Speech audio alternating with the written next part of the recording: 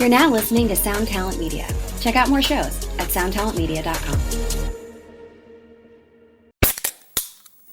Hey, what's up, everyone? I'm Matt Migaki, the vocalist of Cryptopsy and the host of the Vox and Hops Metal Podcast, where I sit down with fellow metal musicians. We talk all about their lives and music while sharing killer craft beers. If you've ever wanted to sneak backstage and share a beer with one of your favorite musicians, well, Vox and Hops is the podcast for you. This week on the podcast, I dropped a killer episode with Johannes Ekström of Avatar. There is this episode and over 440 other ones to help you enjoy life, metal, and craft beer. So what are you waiting for? It's time to become a Vox and Hops head. Cheers!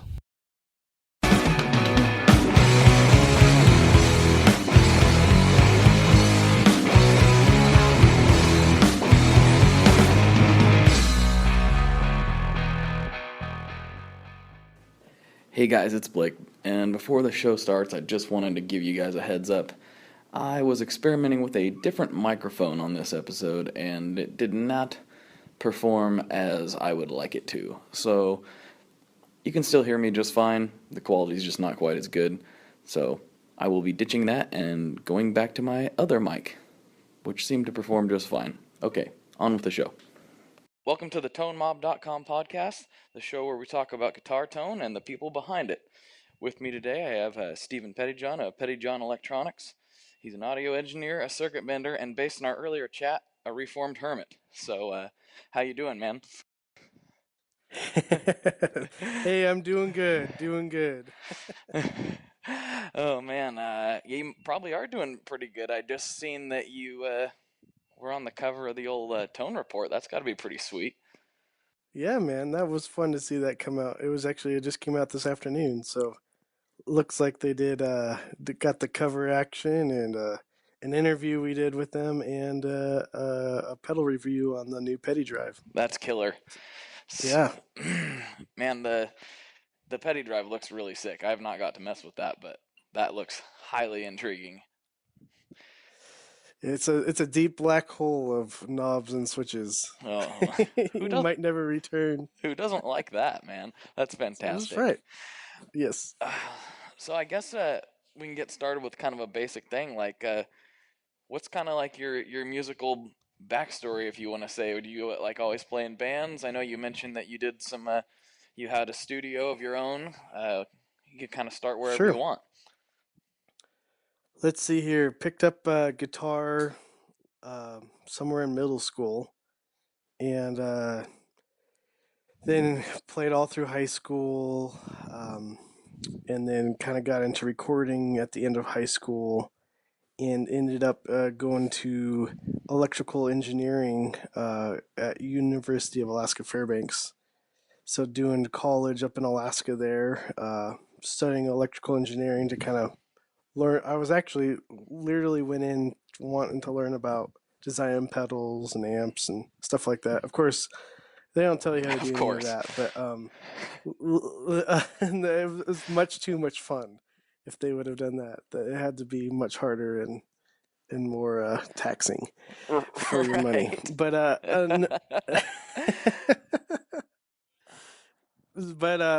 you know, still had fun. It was kind of one of those things where I was kind of always in the back of my mind thinking how whatever lesson we were learning or whatever circuit thing we were learning about would kind of apply to studio gear or guitar gear. It kind of kept me going for a few years there. But during college, I started a recording studio of my own and actually kind of worked my way through college with a small recording studio in a basement and recording local bands and producing artists and such and kind of was just always doing something musical to try to get by, living cheap, doing schoolwork and making music as much as I could. And yeah, so it was kind of, you know, I don't know. I sometimes I look back on that now and go, man, I don't know how I did that. That seems to be the case with a lot of guys in this industry. Yeah, it's a tough road with no road maps, so you kind of just, I think, end up plowing through, and one day you wake up and you're somewhere Right. different. Of course. Put your head down, And just and go. just plow, man. That's just kind of, yeah. Um, but yeah, so then actually I was in a band, started a band my junior year in college, and we ended up winning a national battle of the bands through the Christian Music Festival Association and won a developmental deal with Word Records and Warner Brothers down in Nashville. Wow. So we actually moved from Alaska to Nashville after my junior year to try to kind of pursue the big old, label deal thing. And so that kind of happened fast and out of left field, and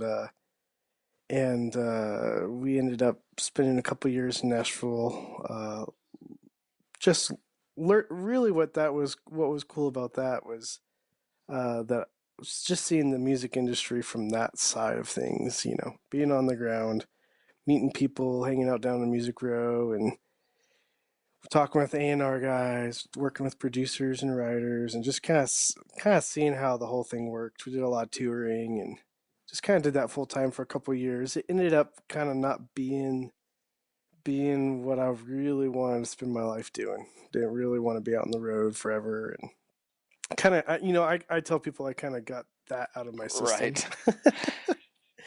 and kind of realized, hey, I kind of really enjoy the studio side of this. And one day I'd like to have a family, so that might be a little bit easier to stay home with the fam if I'm Yeah, for sure. uh, running the studio gig. So I actually, at that point, also realized I didn't particularly like living in Tennessee, and being from Alaska, it was just maybe a little bit too hot and flat. So I ended up out here in Oregon. Good call. Knew some, yeah, it was a good call. I moved out here 5 years ago now, and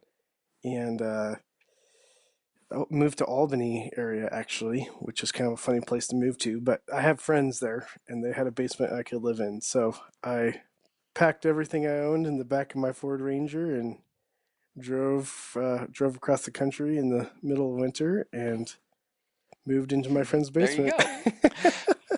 And Yeah, there you, that's how you end up in Oregon, I right? well, I don't know how people end up here. I've always been here, so uh, I'm a little Well, bit of yeah. there you go. I've been kind of in various places around the country, and I am like, yep, that's where I need to stay. Um, Yep, yeah, it's a good place. Yeah, no, so it's kind of scratches the northwestern, Alaskan edge enough to keep me happy on that front, and then obviously much better connected to the rest of the world than right. Alaska is. Even though I do miss it at times, that was a really cool place to grow up. Oh But yeah, I got to get up there uh, at some point. That sounds amazing. yeah, yeah, pretty inspirational. But so I actually didn't start teetering much with pedals other than just buying them and using them until the last couple years, 2 3 years. I was mainly focused on working my studio. So recording bands, artists again. Once I moved out here, really tried to work more as much as I could on recording stuff, and end up really getting into post production and got an analog console and got into mixing and eventually into mastering. And now I'd say probably about 50% of what I do is Oh, okay. mastering. So I mostly work post these days, which I really enjoy, and it it fits my kind of engineering personality real good. I'm kind of an artistic engineer, which is a rare breed. Maybe not so much of a I can produce, but I feel more comfortable in the engineering seat. But definitely musicality and art is still plays a big role in how I work. So being able to work in post is a good fit for me. I could see myself working that for a Yeah, long time. and that's something that's so foreign to me. I've, done a decent amount, not a ton, but a decent amount of recording, and I've been really fortunate to be in some Cool. really nice studios, um, recording like my last band's Nice. album, or my current band's last album, or last and first. There you go. Okay. And you know, a guitar player in my band, he's got a really good ear for mixing, and so he mixed it in his small home studio. And as soon as we started talking Yeah, mastering, I'm like, I don't know. I don't. That's a whole foreign thing to me. I don't understand. I know what the concept is, but I it do is. not get how the actual hands-on confuses me. So, I, Yeah, I picked up on it. I was like that for years too. I'm like, don't. I mean, kind of have to dabble in it from time to time for a client on a budget, but never really happy with the results I could get, and ended up always trying to send it out. If there was budget for it, just you know, but I ended up sitting in on a handful of sessions throughout the years, both in Nashville and out here in Portland, and really was able to kind of pick up on it's mastering is just kind of this weird thing where everyone kind of has their own approach to it and their own set of gear and signal chain, and they end up kind of having their own tricks that they like, and their own tool bag, so to speak.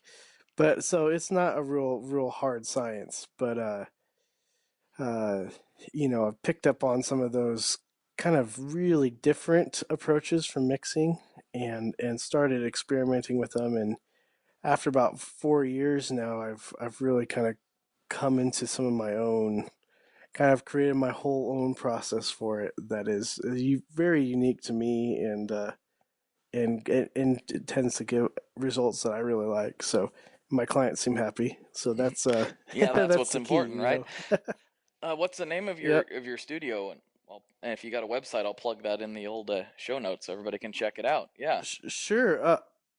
Ethereal Mastering. So ETHEREAL mastering Okay, dot com. perfect. I'll put a link in that. So Yep. actually, that sounds really Sweet. familiar. I wonder if I Googled that at some point somehow. That sounds familiar. Nice. Because I did Google local mastering places when we were shopping around, so I'm curious if I stumbled across that at some point. But Probably did. That was kind of, just most of it comes in over the internet, so it's kind of a fun. I'm always listening to new music that way, which keeps yeah, life interesting. very cool.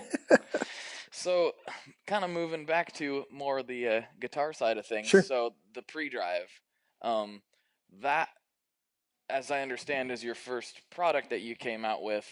Um, Yep. were, but I'm assuming just based on the level uh, of what's going on with that thing, that's probably not your first pedal that you built.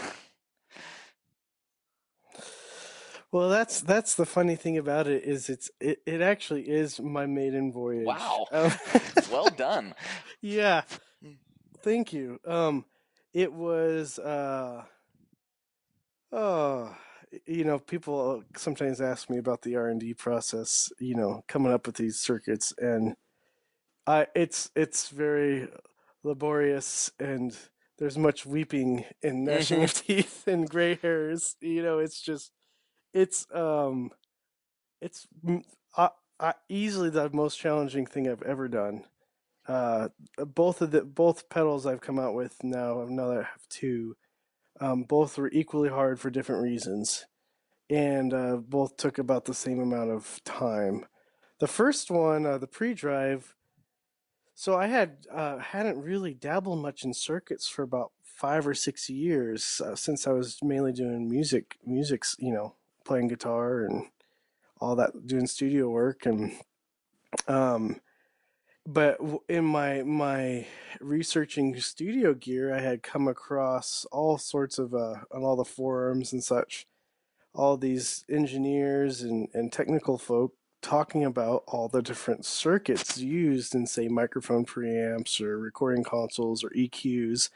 And ultimately, you get into that high end audiophile stuff, they dive into the circuitry and they start talking about, this is why this sounds better, or this particular type of circuit I think sounds better in this situation, and this is why. And ultimately, on those crazy forums, you end up having some really smart dude show up who starts dropping equations and talking about mystical black, boxes or capacitors or chips or whatever their favorite Of flavor course. is. And of course, and it's kind of equally entertaining as it is educating, and uh, and so I kind of through researching gear basically started, I was always applying my electrical engineering background to try to kind of decipher what they're saying, and ultimately would end up hearing about some new something that I hadn't heard of before and go on a rabbit trail and learn all I could about that. And one of those particular parts was these discrete op amps, and that we use in the pre-drive and in the Pettyjohn Deluxe. And basically, a discrete op amp originally it was the precursor to what the monolithic op amp, the little black boxes that you have in most pedals, other than that are chips, little dip 8 chips or Right. whatnot. And before you had those, which basically the amplifier circuit is built into laser cut out of a piece of silicone, single piece of silicone. You had to people figured out it'd be very nice for design's sake to create an amplifier block that could be reused, that you could just kind of mass produce them, but all they had was these discrete transistors at the time. And so they actually created the same, essentially the same thing as those smaller chips, but using discrete, individual transistors and resistors and through hole components, capacitors and such. And that was actually what you had beforehand. And one of the first applications and one of the only really practical applications was in high end recording equipment. And back in the 60s, 70s, 80s, a lot of high end stuff. API was really one of the big companies that they had came out with their 2520 chip, I think is what it's called.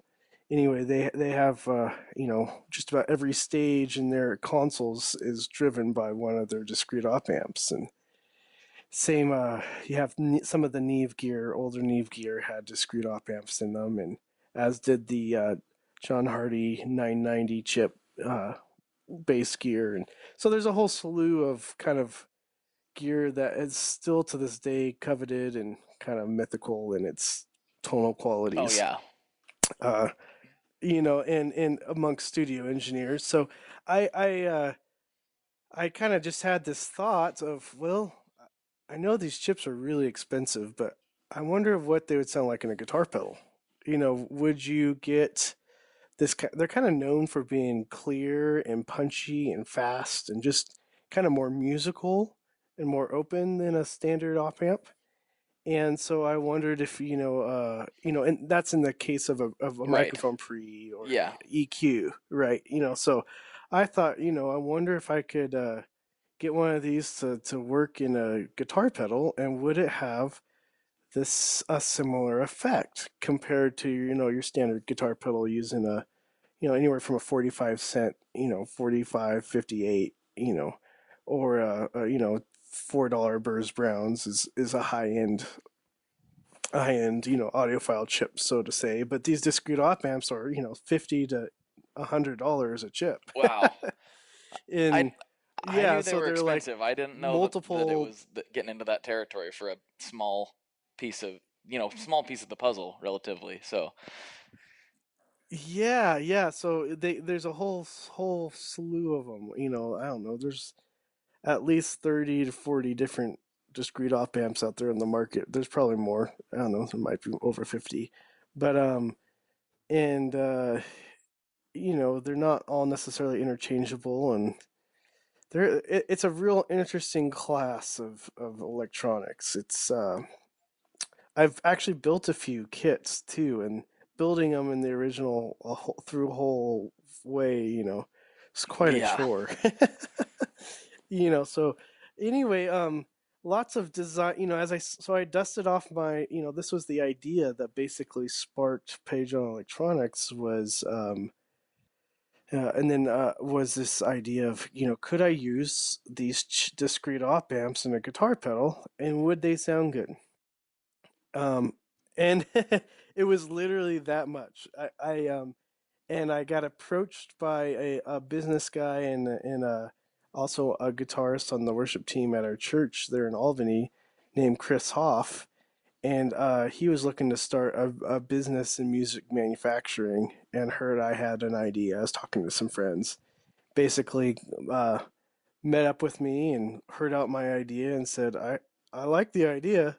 We should try it. And so basically he's like, what do you need? And helped me get all the parts I would need for an R&D table and kind of geared up and said, all right, see if you can come up with something in 6 months, and it was Wow. kind of from That's a there trip. it was just kind of lock myself in a cave. Yeah, it was kind of like I hadn't even produced a working prototype of anything. Didn't even know if it would work. And so it was kind of like, well, let's dust off my textbooks and get out the old internet and let's see if we can't turn one of these puppies on and make her purr. And and that's kind of that's how the pre-drive started. So the first step in that was just trying to create a buffer. The simplest building block of any circuit would be a buffer, input buffer, really. And it was also logically one of the first areas you would hear an improvement in the overall quality. And and I kind of had also deduced that from a couple of reasons. For one, in the recording studio, you the type of preamp you plug into radically can change how your microphone sounds.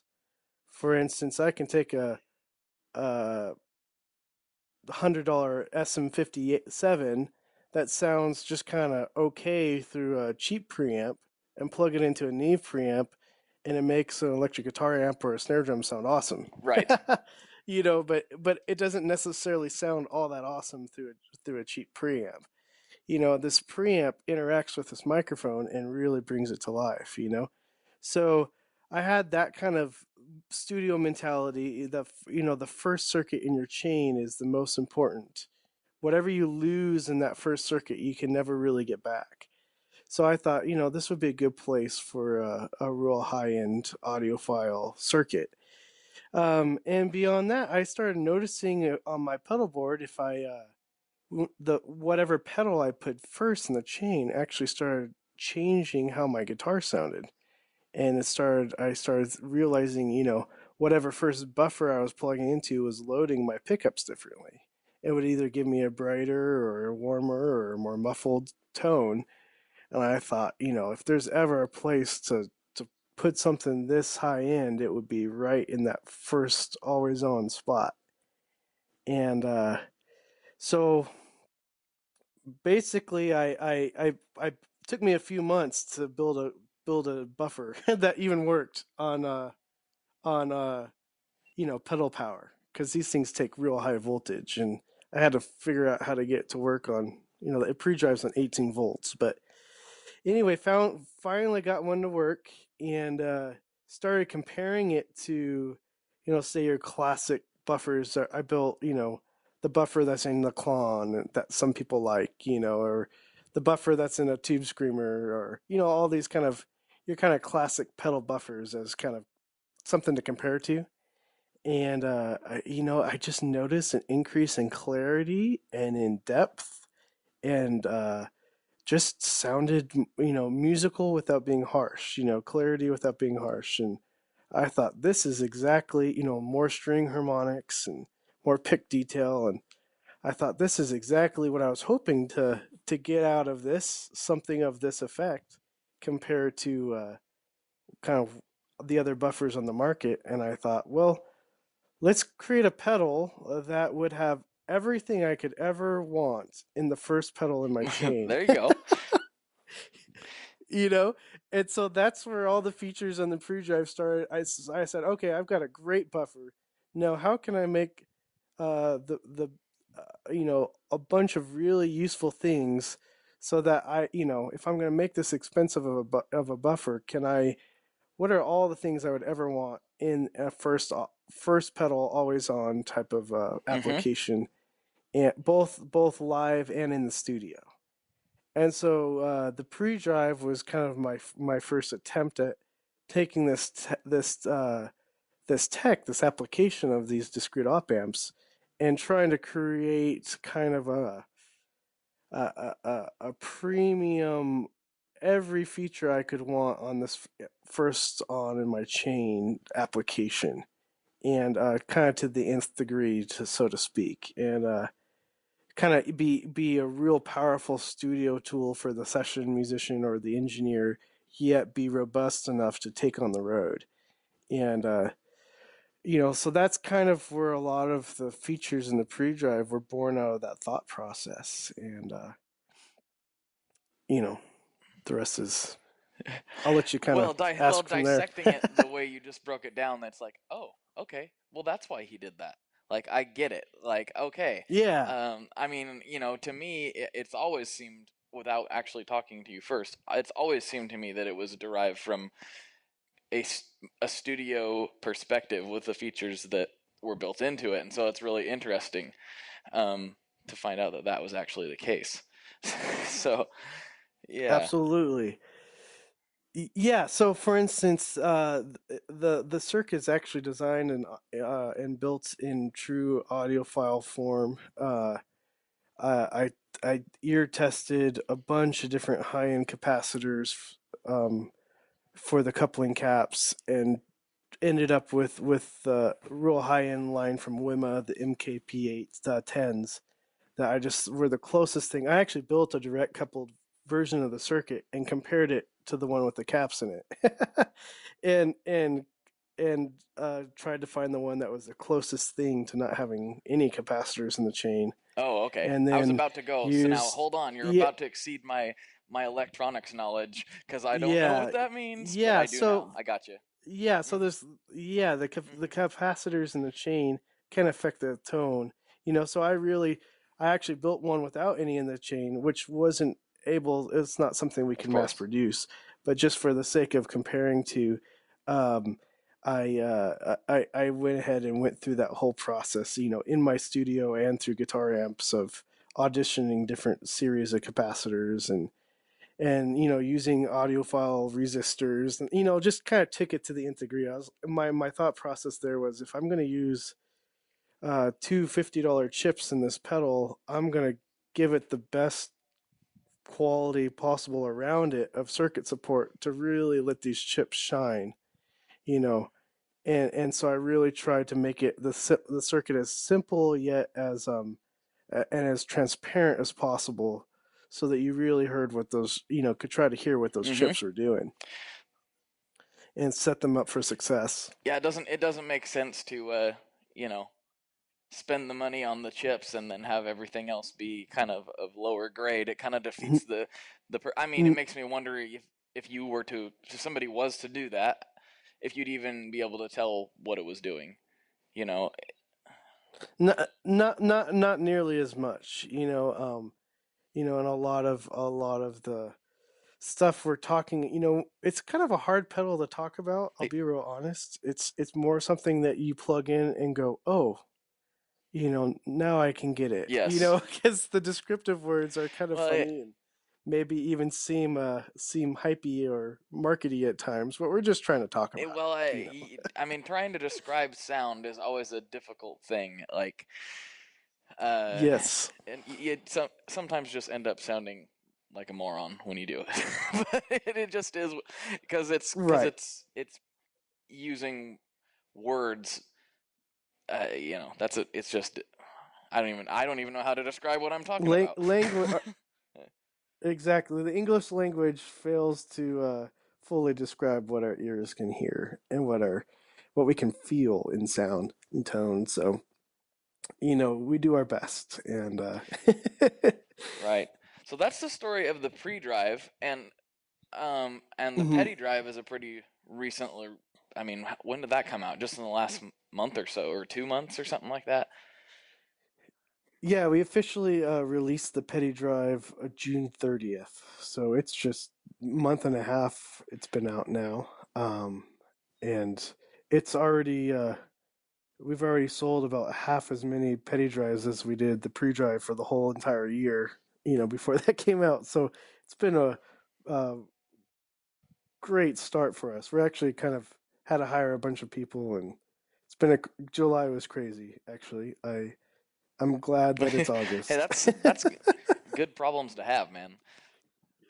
Good Yo, problems to have, man. Yep, that's totally, killer. totally. So can we? Was the process? I mean, kind of similar for that pedal as well, or how did you approach that one? Because that seems to be. I mean, don't get me wrong, it's got a lot going on, like you say, but it seems to be okay. I want to make a epic sounding drive pedal with every feature that I could possibly think of. Is that? Am I in the right direction with that, or how did you approach that one? Um, actually, you know, yeah, so the approach on the Petty Drive was actually something I was thinking about even while I was designing the pre-drive. Um, and I felt like the reason we went with the pre-drive first was for a few reasons. For one, I felt like it was a better introduction, better product to introduce the world to the discrete op amp, which comes with a lot of education. As far as I know, there's no other pedals using discrete op amps still to this point. So we had a big battle of education, and no one half guitarists don't even know what a discrete op amp is, and so what we find, that pedal's popular with recording engineers and session players and such. But with the Petty Drive, I knew that if I knew I wanted to come out with an overdrive pedal. I just uh, knew it had to be awesome. Like, Well, it couldn't. You don't don't. want to, you know, follow up the something like the free drive with a tube screamer. I Yeah, mean, you know what I mean? yeah. And it's the pre-drive in some ways was easier to stand out. It's a cool looking box. It looks good on social media and such. It's it's kind of different. It's if you go to a preamp section on a website, there's not that many options. So but with an overdrive pedal, the market's there's 1,029 overdrive pedals on Oh, is any that given it? That's website. all? So Oh. maybe 2029. I don't know. There's so many. And I dare say there's a bit of oversaturation in that field. So um, if nothing else, at least option fatigue. And lots of great pedals out there. So many more than 10 even 5 years ago. So many great boutique designs. And so in kind of contemplating the design on this drive pedal, um, again, I was like, how do we stand out? Um, how do we stand out? How do we bring something fresh and ultimately for me is how do I design an overdrive pedal that I actually like? Was actually a big question for me because I'm the type of player. Overdrive's like real cornerstone to me. I'm not a real high gain player usually.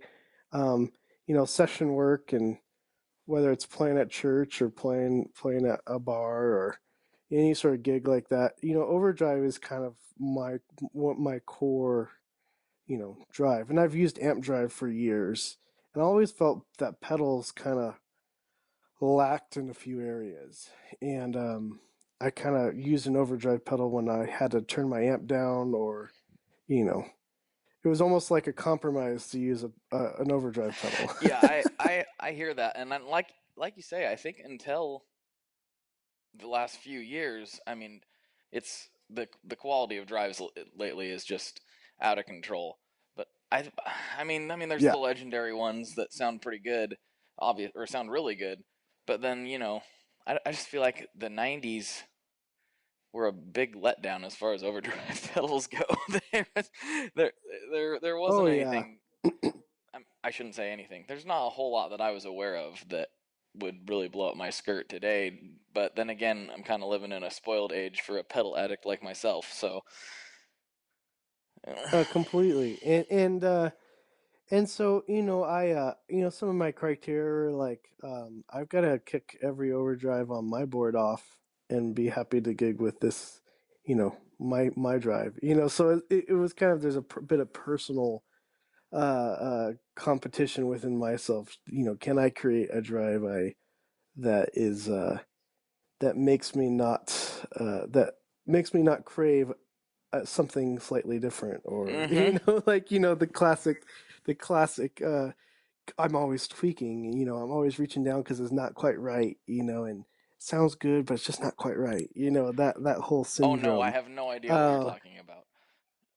I feel like most overdrive pedals, even the good sounding ones, still have somewhat of that type of final result where, like, yeah, this sounds good, but you change a guitar or you change a song or you change an amp, and man, it's just all out of whack, man, and it just doesn't feel quite right. And then you get, that's before you ever get into stacking, which as being an engineer, I love stacking. I don't know if that's my engineering brain. I know lots of guys out there like it, but I just Oh, I think it's love it. fun. It's the only way to roll. Um, eh, Yes.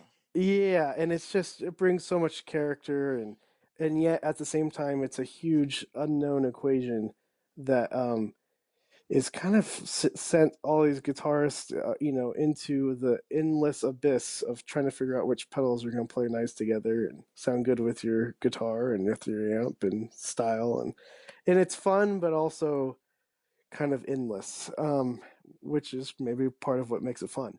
But all that to say is, I'm in this situation often where I break a string. Say I'm playing on my telly, and I break a string at a gig and gotta pull up my Les Paul, and man, my drives do not sound right. Yeah, yeah. All of a sudden, it's like, hey, you know, where'd all this mud come from? Mm-hmm. yeah, yeah, and so and or just they just don't respond as well. I can really love my tone with my telly, but my Paul just doesn't quite ever, even with all the tweaking I can do, can't ever get it to live, or vice versa.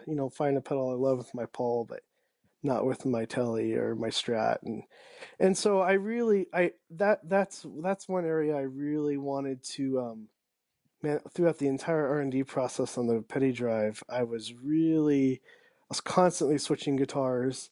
Actually, I bought a Strat that had a Gibson Burstbucker in the bridge and a single coil in the middle, and then a coil tapping Shaler 50 in the neck. So I could basically get about six different guitars of combination, out of just that one guitar. Yeah, it makes it a little more But efficient. yeah, a Mm-hmm. little more efficient. How does it sound with the Gibson? Let me go find out. How does it sound with the Strat? Yep, Let there me go you go. find out. So just flick a switch. So, but really wanted to be able to create some circuits that responded equally well ultimately to humbuckers and single coils, and could kind of get you back to the experience you had with either quickly if you had to change. So that's a big design criteria for me, on this pedal. Another design criteria was, other than, like, your classics, I really wanted something that was quiet. I was tired of like really noisy overdrives, especially once I start stacking them. Wanted something that was real quiet, and but another thing that I just struggle with a lot of, even a lot of great overdrive pedals, is they can either be like kind of too muddy and just kind of undefined, or kind of harsh. I like to call it the angry bumblebee syndrome, where it just sounds like you put a bunch of bumblebees in a jar and shook them up till they're angry, and you just get this Mm-hmm. buzz sound that you can't get rid of. You can't, in the studio, you can't really EQ it out. I'm always dumping high end like crazy. While I'm mixing live sound, I'm always trying to get rid of that buzz. and then get rid of the mud. And so I really wanted to kind of, in the end, create a overdrive pedal that would kind of give you the ability to get mixed type tone structures and gain structures right out of your amp. And I think what a lot of people don't realize is that, you know, the tone that comes out of your amp and the tone that your mic hears are two Oh completely yeah. different things. And the and then the tone that ends up on a record or coming through live speakers also is another thing.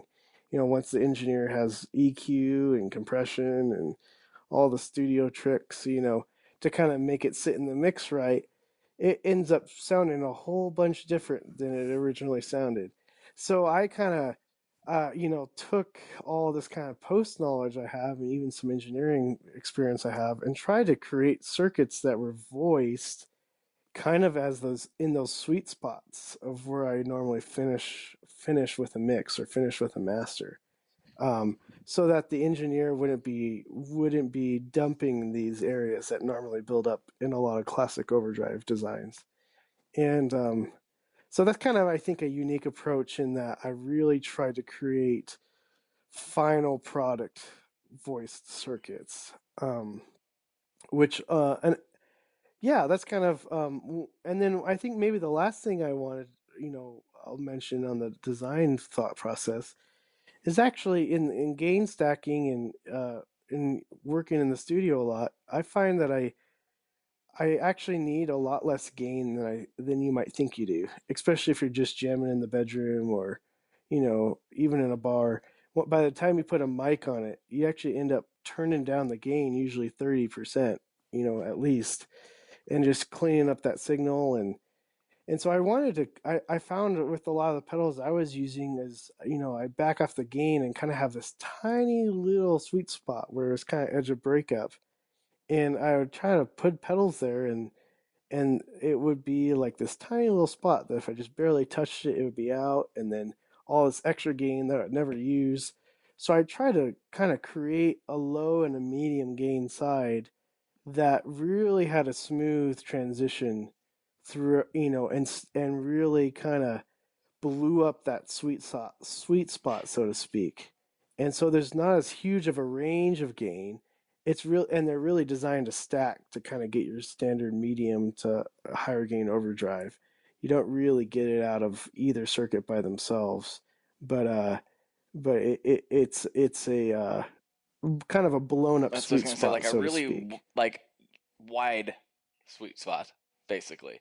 Hmm. Exactly. Yeah. So some of my favorite settings are actually with, say, on the chime channel, which is the right hand side, which is low gain drive. Uh, you might have to turn it all the way up. You might actually dime the thing and just leave it there. And so there's um there's it seems like there's, when you're looking at the petty drive, the red one here, the new one, it looks like there's a lot going on. And in the reality, there's actually a lot of it set and forget. So there's, first of all, there's nothing under the hood. A lot of boutique pedals, they'll have trim pots and switches you have to open up the pedal to get to. And I just find that stupid. I mean, I'll be really honest. Like, I'm like, really? I've got to unscrew my pedal and take it off my Velcro board to make a change and then plug it back in. And I don't know if I'll like the change or ever get back to where it was Right. before. you, Well, it you makes know me what I feel like mean? Like, it's some of just them like, maybe the designer didn't actually want you to mess with that for whatever reason. But then I'm kind of totally, thinking, then why is totally. it a trim pot? Yeah, Why is it why don't you there? just make it a fixed And resistor then and call it a day? But right. And so ultimately there's, two independent drive circuits in there, and you just have three basic, three knob overdrive controls: gain, output, and a tone knob for each side. It's pretty straightforward, actually. Um, the iron side, the left side has a clean mix knob as well, which is cool. We can talk about that later.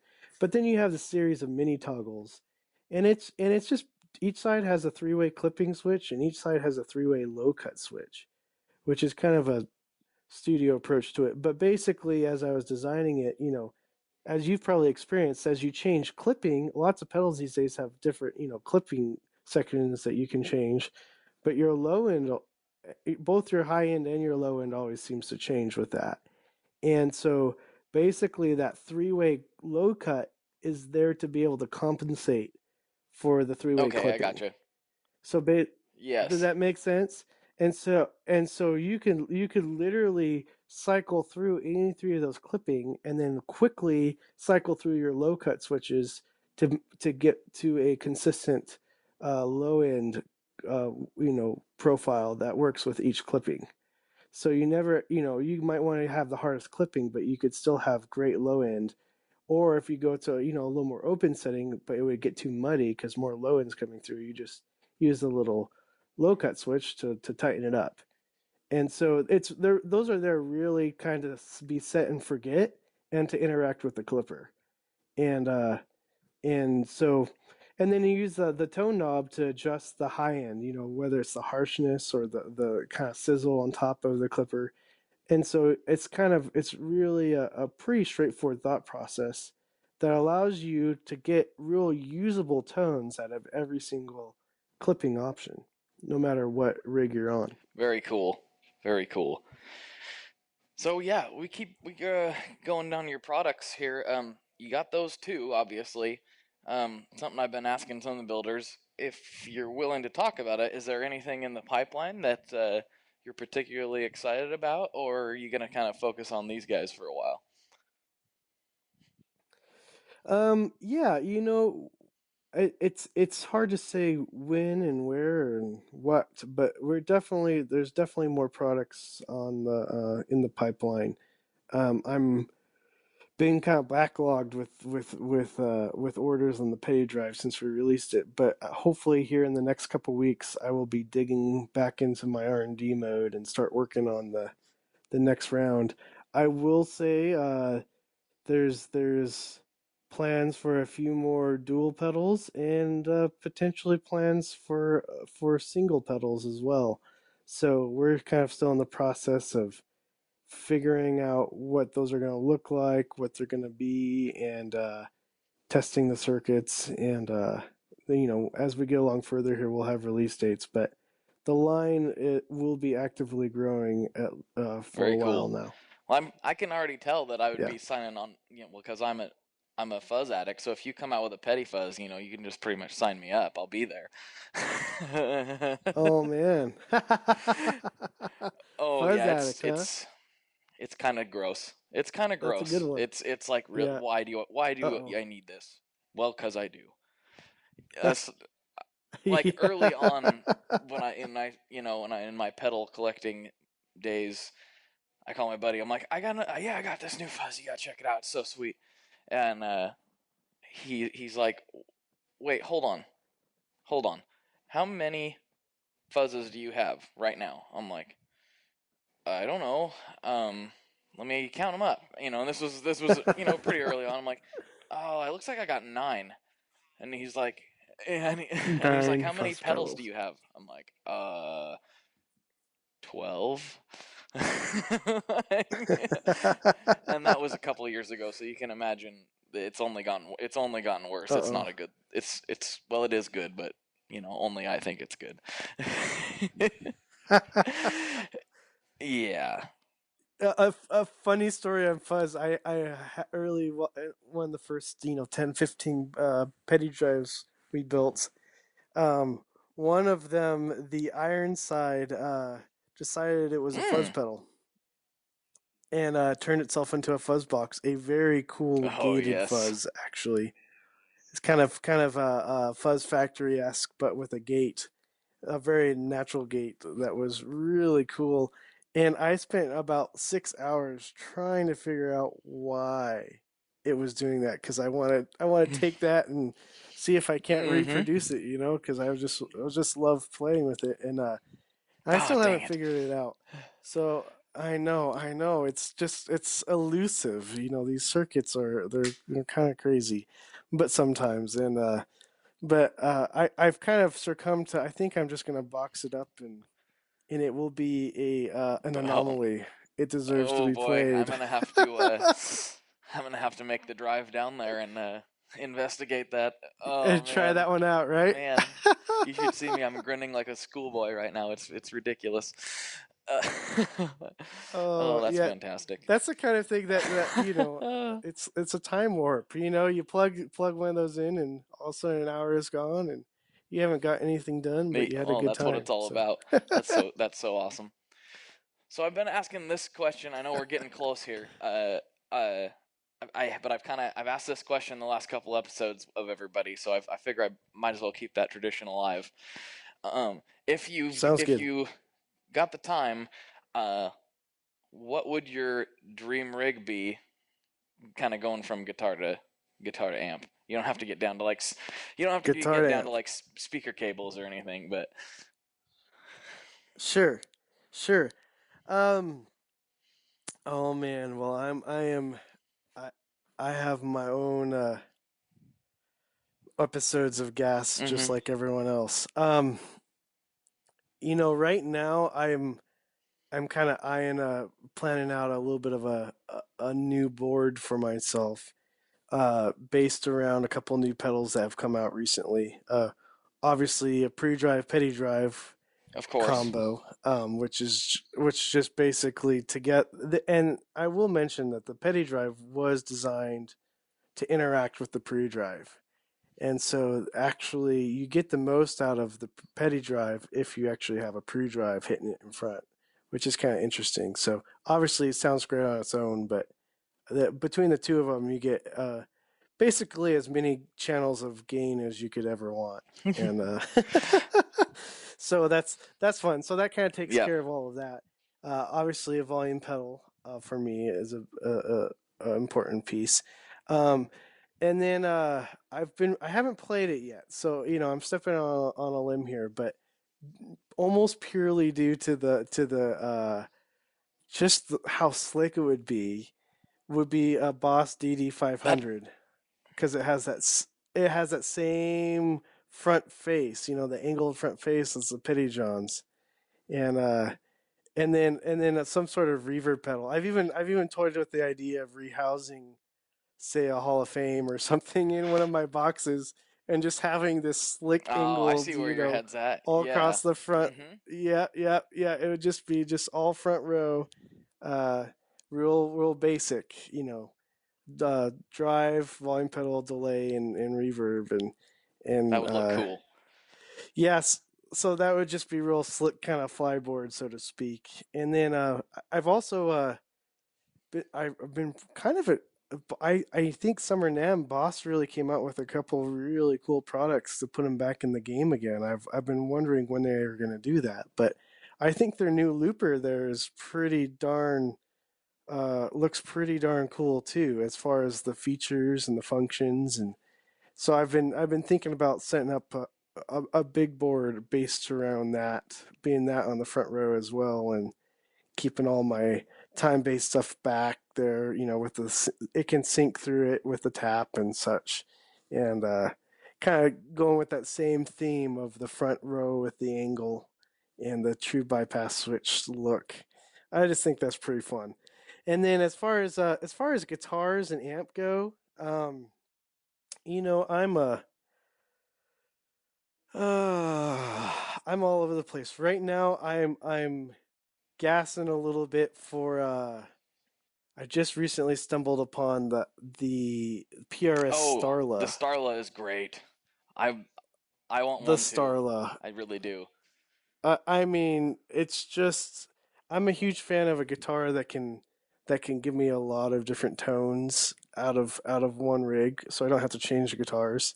So obviously that has the coil tap on the neck or on the bridge pickup, and kind of the Filtertron style, and I don't know. It's got the looks. It's got the Bigsby. It's got a PRS neck.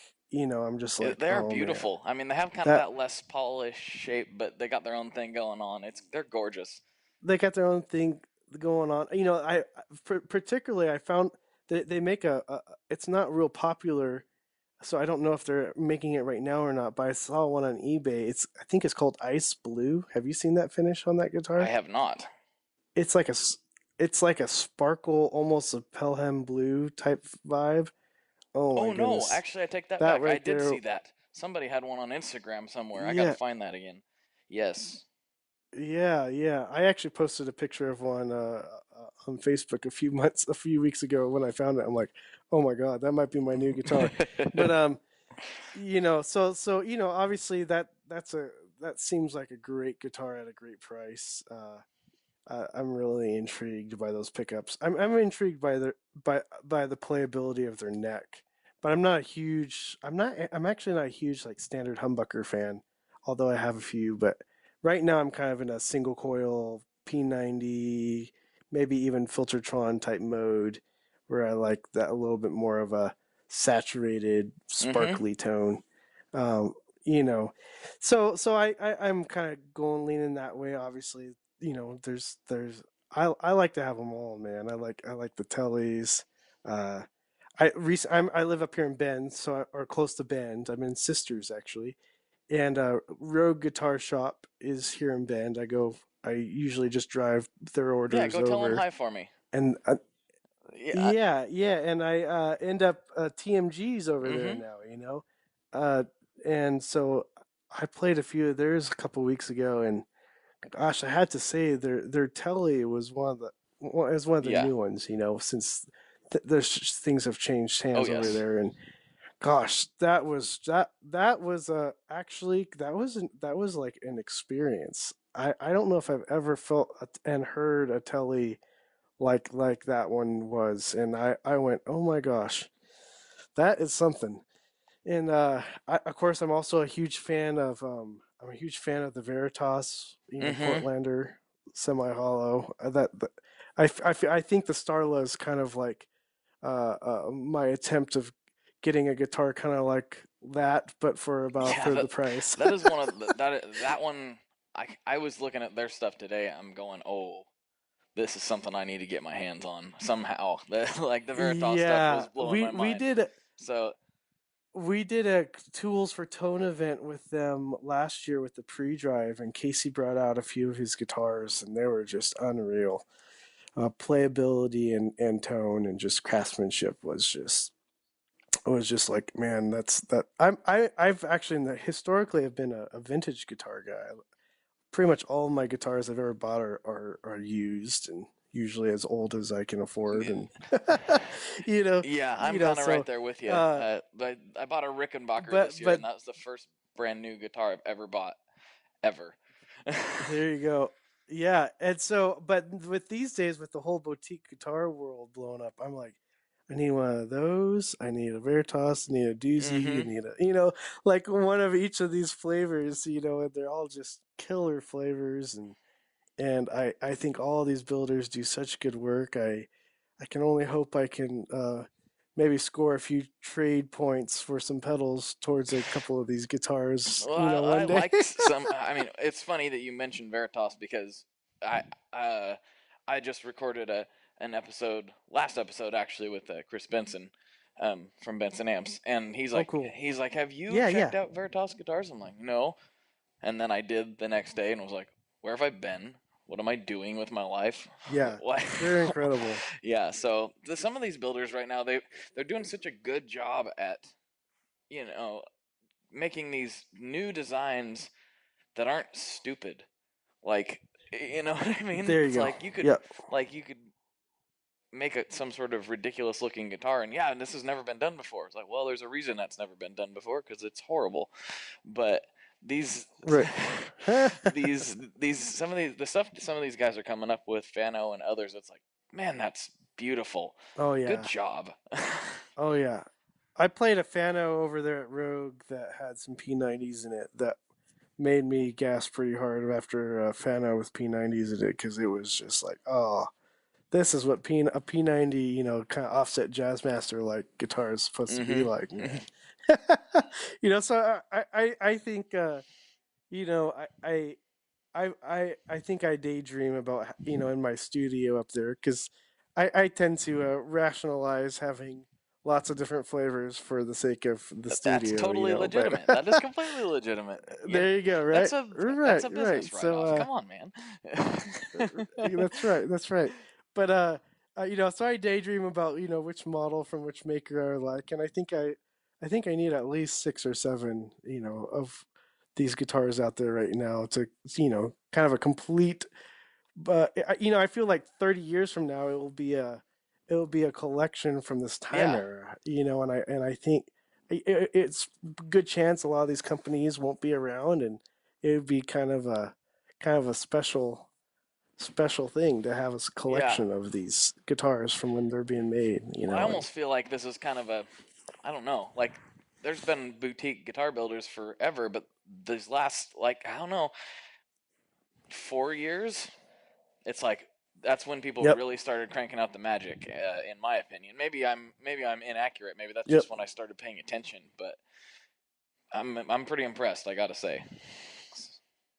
I think things have gone to a new level, and honestly, even Pettyjohn Electronics, I think is part of it, and I think honestly part of it is that people are willing. There's a group of people out there that are willing to pay for it. You get into the studio world, and if you're serious, you don't blink an eye at spending 3K on a microphone or 2K on a microphone preamp or 5K on converters, or that type of money for a simple piece of gear is just kind of what you do if you're a professional. But in the guitar world for so long, it's like, man, I can buy a $500 guitar and a $500 amp and a $100 dirt box and let's go gig. And there's nothing wrong with that. There's absolutely nothing wrong with that. And you can, but at the same time, I feel like there's this renaissance of tone and feel and craftsmanship that people are.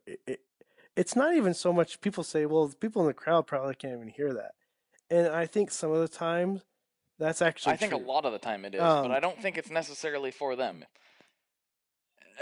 and that's where I go from there. I go, but the difference is if the person playing the guitar is feeling better, is feeling like what they're putting out is coming through and inspiring them, then they perform better, and the entire experience goes up a notch.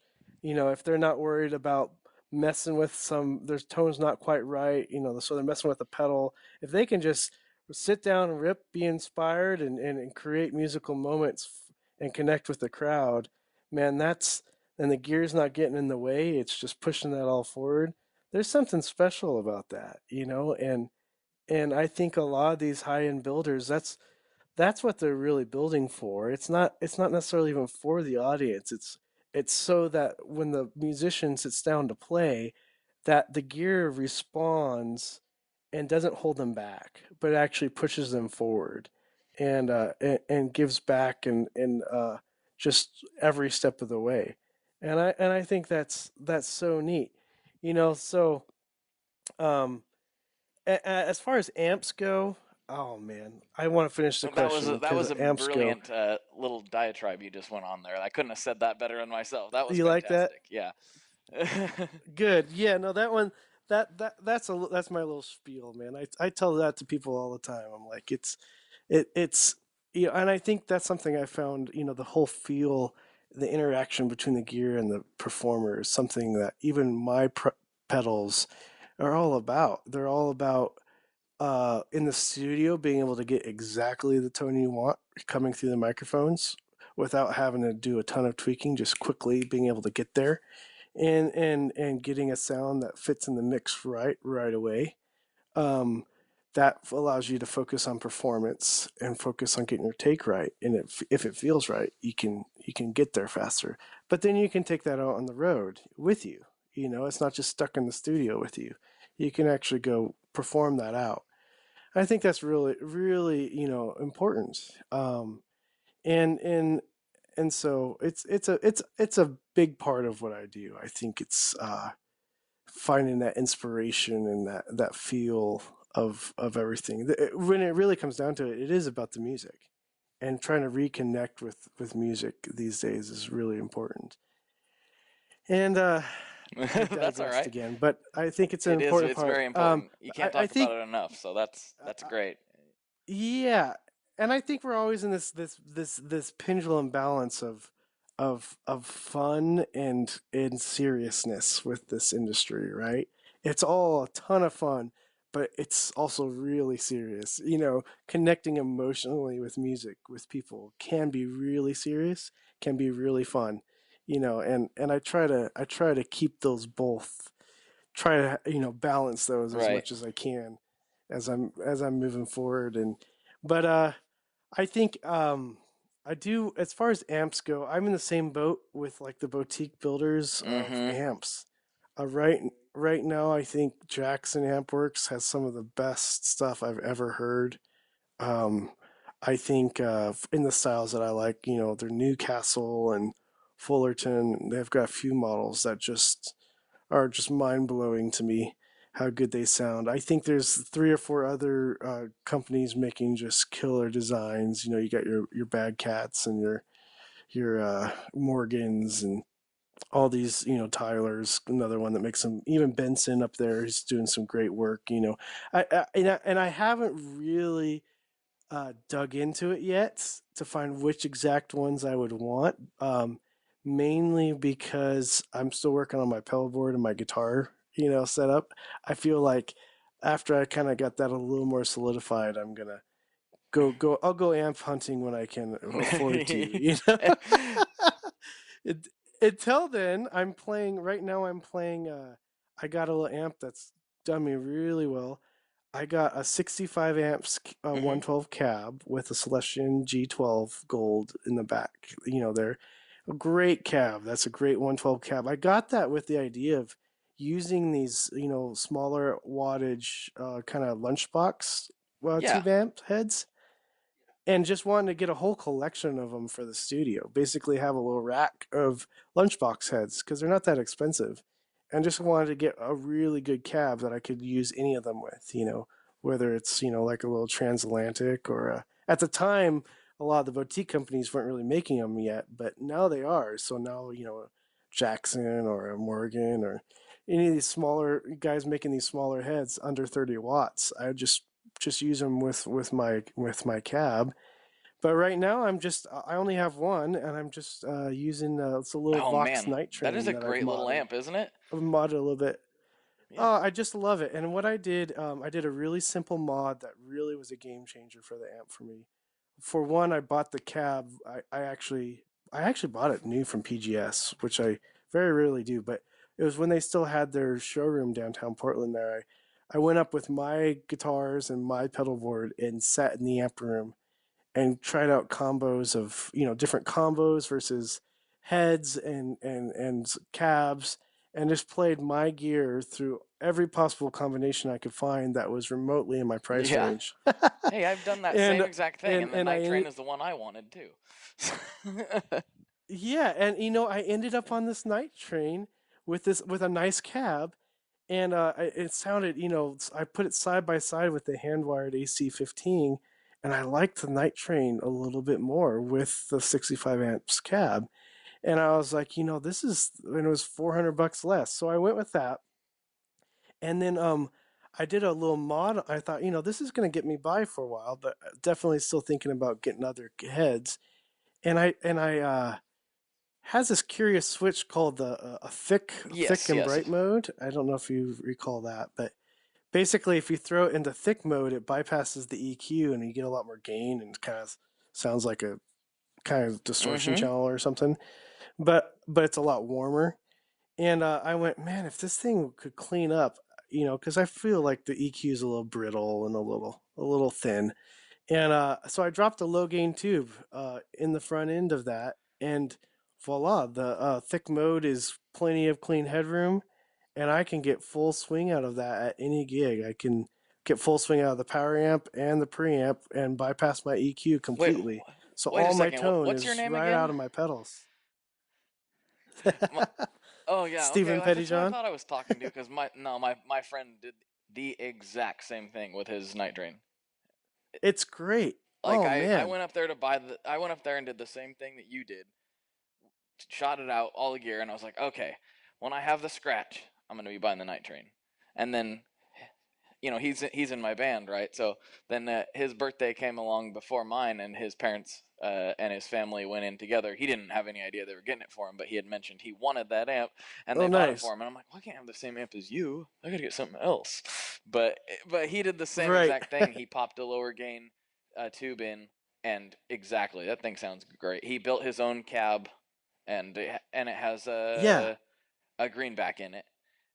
Yeah, a and greenback. Yep. yeah, that's a ripper of an amp for the price. Man, it really is. Especially, it's got me really thinking about amps a little bit in a different way. To be honest, this whole idea of no EQ, just preamp gain and power amp gain, it's so great, especially with the pedal based drive system. It's just, get the full range, push both all your tubes as hard as they right to the sweet spot, and do all your tone shaping with your pedals in your hands, in your guitar. And it's been just the my favorite thing ever. In fact, I hardly guess after amps, even with my little night train, because it gets the Mm-hmm. job done extremely I can credibly. I can understand that. I mean, I've always been a fan of that ever since they came out. So I know what you're talking about. Yeah, yeah, it's surprising. It's very surprising. Maybe not the most you know boutique of anything, but it's definitely been an enjoyable amp for me, and consequently, what I've ended up using for designing most of my Well, pedals. there you go. Perfect. So So, man, I we could just keep going. I know we could. This is how every episode's gone, where I have to go. I say this at the good, end of every episode. Man, we could just go all night, but I know that you got some things going on, and yeah, it's drawn to a close, or we literally will be talking about gear all night. So, thank thank you very totally. much for coming on. Always You welcome bet. to do it again. It was very enjoyable talking to you. Um, if you had any closing thoughts before we sign off here. You know, not particularly. Just thanks for having me on, and I know we're Pettyjohn's still kind of new kids on the block, but we aim to be just super approachable. So if any of you guys have any questions on our products, please feel free to reach out to me. Uh, and we want to be awesome in service and be excellent in the products that we produce. So we're really wanting to keep the bar of boutique pedals going up and be a part of this movement of just creating new gear for the music of the future, to push the envelope, and we're just really honored and blessed to be a part of this time. It's really exciting. That that's awesome. Thank you very much again for coming on. It was awesome talking to you. Same boat here, being new Totally. kids on the block. I'm trying to talk to anybody that has something I'm interested in talking about gear wise, and so everybody's been really cool so far. And yeah, thank you Awesome. again. And You so bet. yeah, Thank you. for Stephen Pettyjohn, my name is Blake Wyland, and as always, good luck and good tones. One last thing before we totally sign off here, I just want to remind you that if you do any shopping at Stringjoy, that's Stringjoy guitar strings made in Nashville, that will help me out as well. As I've said for years, I'm heavily involved in that company, and I really do think they're making the best products on the market. So if you would like to try custom strings, go to tonemob.com/stringjoy and check them out today. I seriously love what the team down there is doing. I help them out with all kinds of things, and by you supporting them, you are also supporting me as well. And hey, you need some strings, so why not get some custom strings just for your guitar and playing style? Again, the link for that is tonemob.com/stringjoy, and that will take you right to their website, and you can do all your shopping through there, and that will help everyone involved out. So thank you very much. Talk to you next time. We are brought to you by the wonderful folks at Gun Street Wiring Shop. Yes, Gun Street Wiring Shop. I've talked about them before. I used to say based out of Bend, Oregon, but guess what? Sean moved to my neck of the woods. Sean's in Portland. Sean is awesome and has helped me with a bunch of stuff lately. And if you have wiring needs for your guitar, he can help you too. If you want to get weird with it, he can get weird. If you just need to spruce things up a little bit, there's your guy. He takes all the guesswork out of doing your guitar wiring, and he makes it simple, and his customer service is top-notch, and I can't say enough good things about Gun Street as a company. I really respect Sean and what he's all about, and the product is top-notch. I've got 3 different guitars that now have Gun Street harnesses in them, and I could not be happier. So go to gunstreetwiringshop.com and check them out.